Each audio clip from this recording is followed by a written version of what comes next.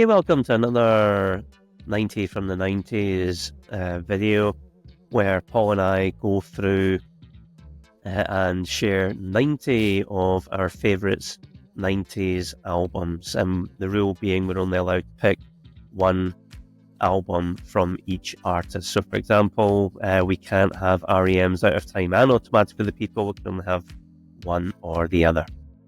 I think this is the 11th video, maybe, Paul? I can't remember. But anyway, what are you choosing for this week?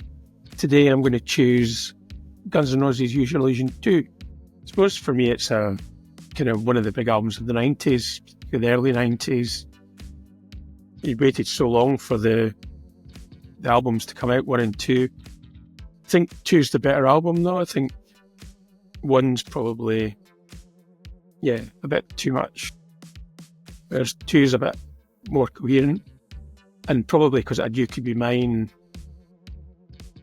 which had already been released as a single. So it's just really, at the time, just brilliant. And the first song, Civil War, it just, which was on the B-side of You Could Be Mine, and was the only song from the 2 albums that Steven Adler played drums on. So for me, it's edited down better than the first one is. So Use Your Illusion 2, 1991, great year for albums. It's another one.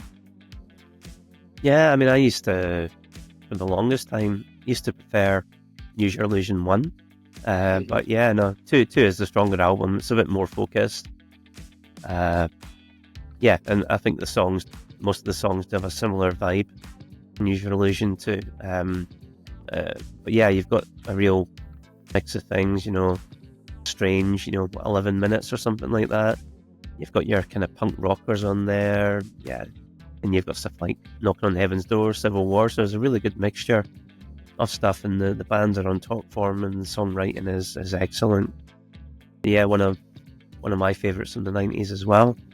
Well, I'm going to pick a band who have recently got back together that's not Oasis, who are playing some new shows next year, and I was fortunate enough to get tickets to one of them, playing the Glasgow Barrowlands in May next year, and that's Supergrass, who are going to be playing their debut album I Should Coco from 1994 in full during that tour there.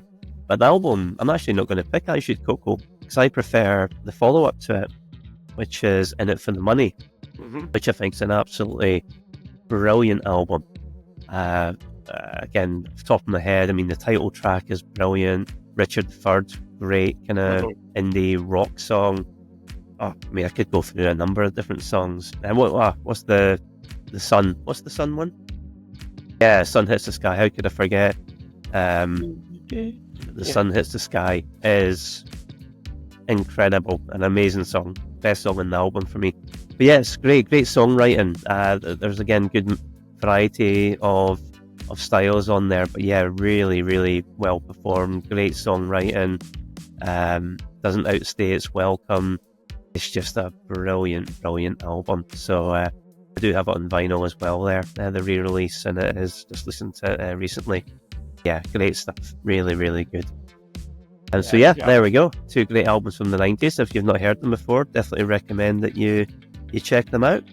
Okay, and come back soon for another 90 from the 90s.